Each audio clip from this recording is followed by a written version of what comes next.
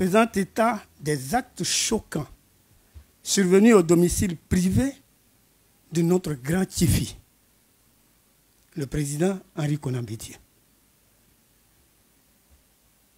Irruption à votre résidence avec arrestation de vos plus proches collaborateurs.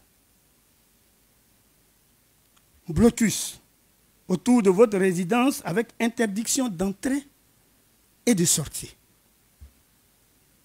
Menaces et tentatives d'arrestation. En somme, la résidence du président Bédié s'est transformée en un champ d'agression. Qui l'eût cru pour ce qu'il a été pour la Côte d'Ivoire, pour ce qu'il est pour la Côte d'Ivoire et pour ce que nous souhaitons qu'il soit encore pour la Côte d'Ivoire. Les chefs traditionnels du Centre-Ouest ont effectué le déplacement en ce jour du jeudi 28 novembre 2020 à votre domicile pour vous apporter leur compassion à vous-même, à votre épouse, ainsi qu'à votre famille biologique et politique. Mais également à travers vous, à tous les autres leaders de l'opposition dont les domiciles ont fait et fait encore l'objet d'un embargo. Vous-même, Monsieur le Président, vous avez traversé des moments difficiles et nous ne pouvions nous empêcher de venir, de courir vers vous. Visiblement, vous avez bonne mine et cela nous rassure de ce que vous vous portez merveilleusement bien. Il est de notoriété tant en Côte d'Ivoire qu'à l'extérieur que vous êtes un homme de paix. En effet, vous avez surmonté bien de crises avec sérénité, sans jamais opter pour la violence. Tous les Ivoiriens ont le regard tourné vers vous dans l'espoir d'aboutir à la réconciliation des filles et des fils du pays, à la cohésion sociale, gage d'une paix durable. Que le Seigneur miséricordieux vous donne toujours une bonne santé.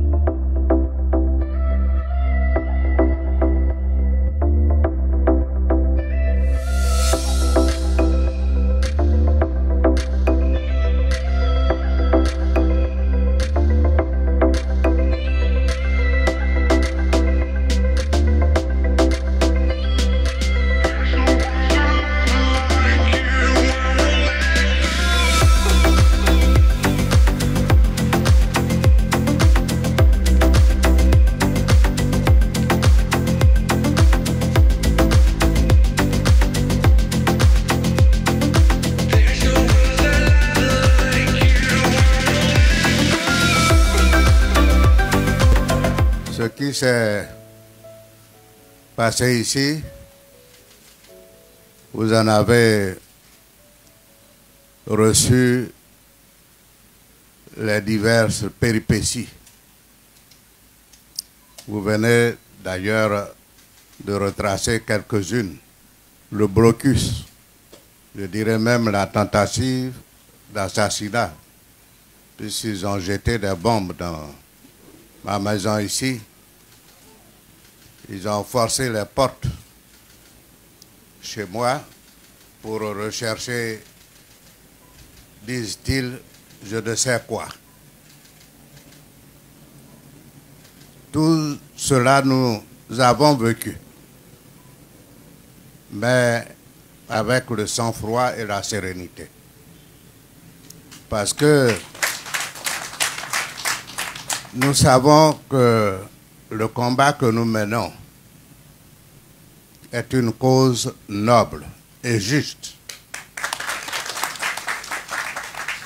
Et que Dieu ne permet pas que soit vaincu celui qui mène un tel combat.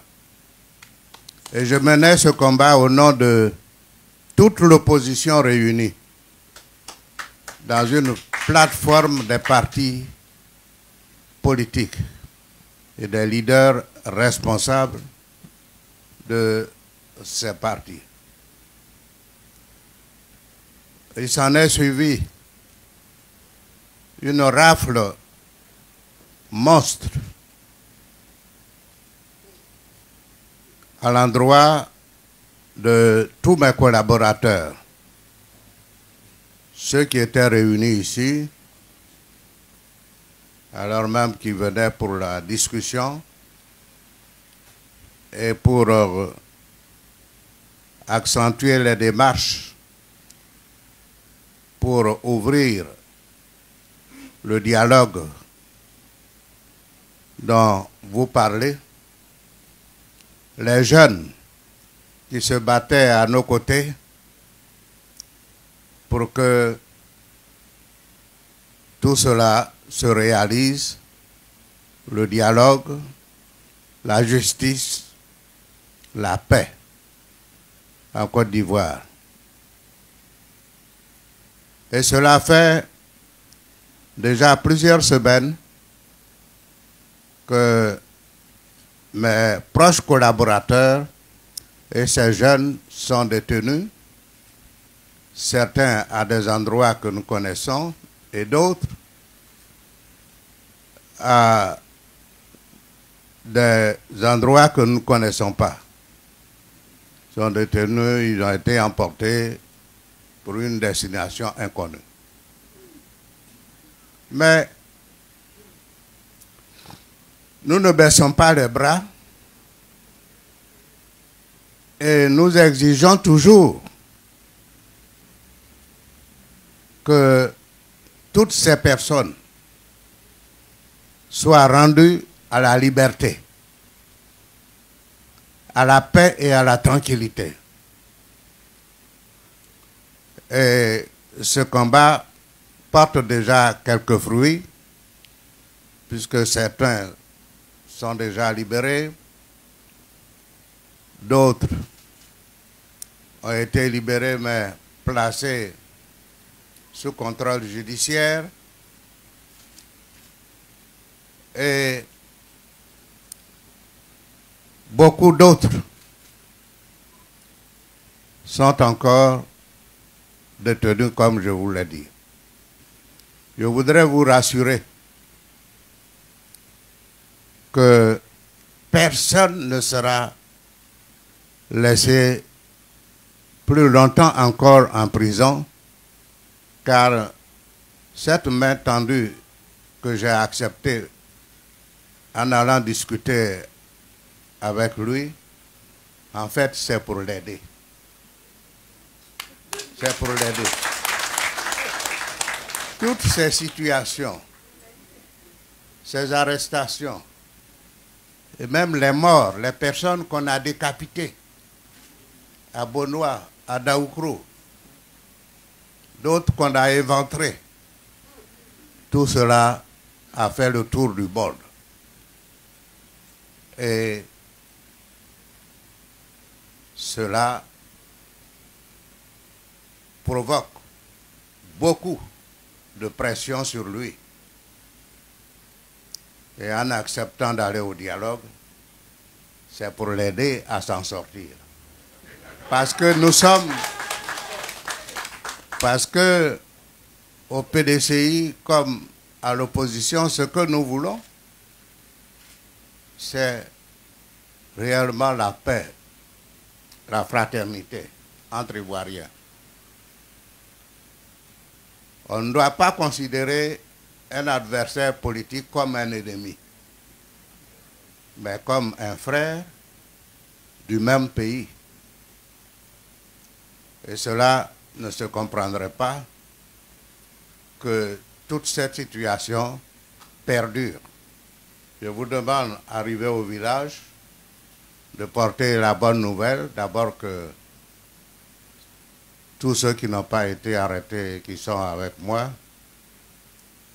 sont toujours combatifs. Ils poursuivent le même objectif de libérer la Côte d'Ivoire, de faire en sorte que tous les prisonniers politiques sortent, que même votre autre frère, Babo, rentre au pays. que tous ceux qui sont exilés, forcés à l'exil, rentrent au pays, que tout le monde se retrouve ici, sur la terre de nos ancêtres, pour vivre ensemble dans la paix, la fraternité.